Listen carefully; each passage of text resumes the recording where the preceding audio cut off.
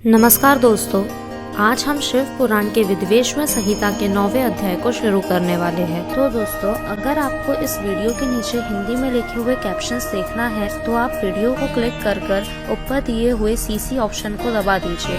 फिर आपको इस पूरे वीडियो के कैप्शंस हिंदी में नीचे आते रहेंगे। महेश्वर का ब्रह्मा और विष्णु को अपने निष्कल और सकल स्वरूप का परिचय देते हुए लिंग पूजन का महत्व बताना। नंदिकेश्वर बोले, वे दोनों ब्रह्मा और विष्णु भगवान शंकर को प्रणाम करके दोनों हाथ जोड़कर उनके दाएं बाएं भाग में चुपचाप खड़े हो गए।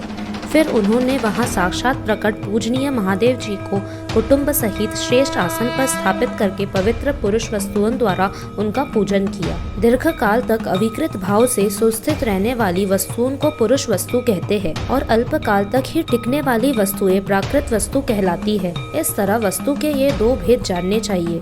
किन पुरुष वस्तुओं से उन्होंने भगवान शिव का पूजन किया यह बताया जाता है। हार, नुपुर, केयूर, किरीट, मणिमय कुंडल, यज्ञोपवीत उत्तरीय वस्त्र, पुष्पमाला, रेशमी वस्त्र, हार, मुद्रिका, अंगूठी, पुष्प, तांबूल, कपूर, चंदन एवं अगुरु का अनुलेप, धूप, दीप, श्वेत छत्र, व्यजन, ध्वजा, चंवर तथा अन्य दिव्य उपहारों द्वारा उन दोनों ने अपने स्वामी महेश्वर का पूजन किया, जिन महेश्वर का वैभव वाणी और मन की पहुँच से परे था, जो केवल पशुपति परमात्मा के ही योग्य थे और जिन्हें पशु बद्ध जीव नहीं पा सकते थे।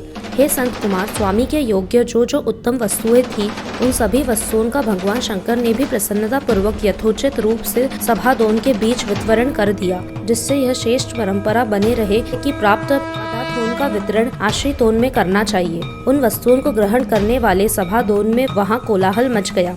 इस प्रकार वहाँ पहले ही ब्रह्मा तथा विष्णु से पूजित हुए भक्तिवर्धक भगवान शिव विनम्र उन दोनों देवताओं से हंसकर कहने लगे। ईश्वर बोले, हे पुत्रों, आज का दिन महान है। इसमें तुम्हारे द्वारा जो आज मेरी पूजा हुई है, इसमें मैं तुम लोगों पर बहुत प्रसन्न हूँ। इसी कारण यह दिन परम पवित्र और महान से महान होगा। आज की यह तिथि शिवरात्रि के नाम से विख्यात होकर मेरे लिए परम प्रिय होगी। इस समय जो मेरे लिंग निष्कल अंग आकृति से रहित निराकार स्वरूप के प्रतीक और वीर सकल सकार रूप के प्रतीक विग्रह की पूजा करेगा, वह पुरुष जगत की सृष्टि और पालन आदि कार्य भी कर सकता है। जो शिवरात्रि को दिन रात निराहार एवं जितेंद्रिय रहकर अपनी शक्ति के अनुसार निष्कपट भाव से मेरी यथोचित पूजा करेगा, उसको मिलने वाले फल का वर्णन सुनो। 1 वर्ष तक निरंतर मेरी पूजा करने पर जो फल मिलता है, वह सारा फल केवल शिवरात्रि को मेरा पूजन करने से मनुष्य तत्काल प्राप्त कर लेता है।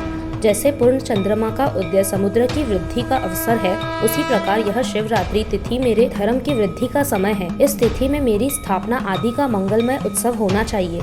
हे वत्स्यो, पहले मैं जब ज्योतिर्मय स्तंभ रूप से प्रकट हुआ था, उस समय मार्गशीर्ष मास में आद्रा नक्षत्र था। अतः जो पुरुष मार्गशीर्ष मास में आद्रा नक्षत्र होने पर मुझ उमापति का दर्शन करता है अथवा मेरी मूर्ति या लिंग की ही झांकी का दर्शन करता है, वह मेरे लिए कार्तिकेय से भी अधिक प्रिय है। उस शुभ दिन मेरे दर्शन मात्र से पूरा फल प्राप्त होता है। यदि दर्शन के साथ साथ मेरा पूजन भी किया जाए तो उसका अधिक फल प्राप्त होता है, जिसका वाणी द्वारा वर्णन नहीं हो सकता। इस रणभूमि में मैं लिंग रूप से प्रकट होकर बहुत बड़ा हो गया था, अतः उस लिंग के कारण यह भूतल लिंग स्थान के नाम से प्रसिद्ध हुआ। हे पुत्रों, जगत के लोग इसका दर्शन और पूजन कर सके, इसके लिए यह अनादि और अनंत ज्योतिष स्तंभ अत्यंत छोटा हो जाएगा। यह लिंग सब प्रकार के भागों को सुलभ कराने वाला और भोग तथा मोक्ष को एकमात्र साधन होगा। उसका दर्शन, स्पर्श तथा ध्यान प्राणियों के जन्म और मृत्यु से छुटकारा देने वाला होगा। अग्नि के पहाड़ जैसा जो यह शिवलिंग यहाँ प्रकट हुआ है, इसके कारण यह स्थान अरुणाचल नाम से प्रसिद्ध होगा। यहाँ अनेक प्रकार के बड़े बड़े तीर्थ प्रकट होंगे। इस स्थान में निवास करने या मरने से जीवन को मोक्ष हो जाएगा। रथोत्सवादि के आयोजन से यहाँ सर्वत्र अनेक लोग कल्याणकारी रूप से निवास करेंगे। इस स्थान पर किया गया दान, हवन तथा जप, यह सब करोड़ गुना फल प्राप्त देने वाला होगा। यह क्षेत्र मेरे सभी क्षेत्रों में होगा। यहाँ मेरा स्मरण करने मात्र से प्राणियों की मुक्ति हो जाएगी। अतः यह परम रमणीय क्षेत्र अति महत्वपूर्ण है।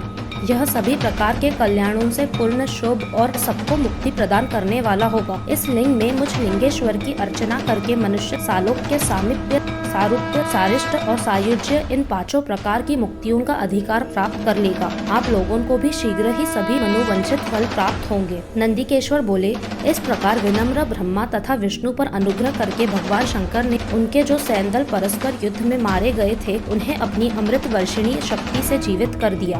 उन दोनों दोनों ब्रह्मा और विष्णु की मूढ़ता और पारस्परिक वैर को मिटाने के लिए भगवान शंकर उन दोनों से कहने लगे, मेरे दो रूप है, सकल और निष्कल, दूसरे किसी के ऐसे रूप नहीं है, अतः मेरे अतिरिक्त अन्य सब अनिश्वर है।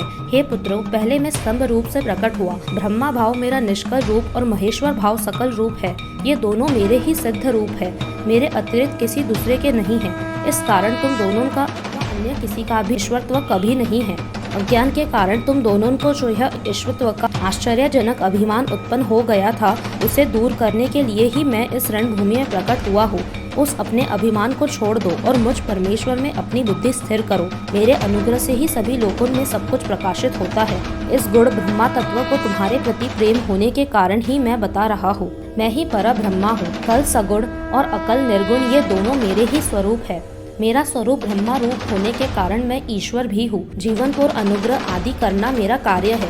हे ब्रह्मा और केशव, सबसे बृहत और जगत की वृद्धि करने वाला होने के कारण मैं ब्रह्मा हूँ। हे पुत्र, सर्वत्र समरूप से स्थित और व्यापक होने से मैं ही सबका आत्मा हूँ। अन्य सभी जीव अनात्म रूप है, इसमें संदेह नहीं है। सर्ग से लेकर अनुग्रह तक आत्मा या ईश्वर से भिन्न जो जगत संबंधी 5 कृत्य है, वे सदा मेरे ही है। मेरे अतिरिक्त दूसरे किसी के भी नहीं है, क्योंकि मैं ही सबका ईश्वर हूँ। पहले मेरी ब्रह्मा रूपता का बोध कराने के लिए निष्कल लिंग प्रकट हुआ था। फिर तुम दोनों को अज्ञात ईश्वरत्व का स्पष्ट साक्षात्कार करने के लिए मैं साक्षात जगदीश्वर ही सकल रूप में तत्काल प्रकट हो गया। अतः मुझ में जो ईश्वर है उसे ही मेरा सकल रूप जानना चाहिए, तथा जो यह मेरा निष्कल स्तंभ है वह मेरे ब्रह्मा स्वरूप का बोध कराने वाला है।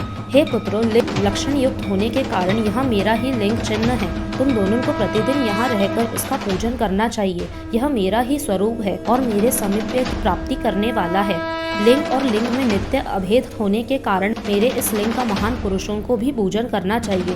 हे वत्सो, जहाँ जहाँ जिस किसी ने मेरे लिंग को स्थापित कर लिया, वहाँ मैं अप्रतिष्ठित होने पर भी प्रतिष्ठित हो जाता हूँ। मेरे एक लिंग की स्थापना करने का फल मेरे समानता की प्राप्ति बताया गया है। एक के बाद दूसरे शिवलिंग की भी स्थापना कर दी गई, तब फल स्वरूप में मेरे साथ एकत्व साजुज्य मोक्ष रूप फल प्राप्त होता है। प्रधानतया शिवलिंग की ही स्थापना करनी चाहिए। मूर्ति की स्थापना उसकी अपेक्षा गौण है। शिवलिंग के अभाव में सब ओर से मूर्ति युक्त होने पर भी वह स्थान क्षेत्र नहीं कहलाता। इति श्री शिव महापुराणे प्रथमायान विद्वेश्वर सहितायं शिवस्य महेश्वराभिधान वर्णनम नाम नवमोऽध्यायः। इस प्रकार से शिव महापुराण के अंतर्गत प्रथम विद्वेश्वर संहिता में शिव के महेश्वर तत्व का वर्णन नामक 9वां अध्याय पूर्ण हुआ। तो दोस्तों, अगर आपको यह वीडियो अच्छा लगा तो इसे लाइक, शेयर, कमेंट और चैनल को सब्सक्राइब करना ना भूलें। धन्यवाद।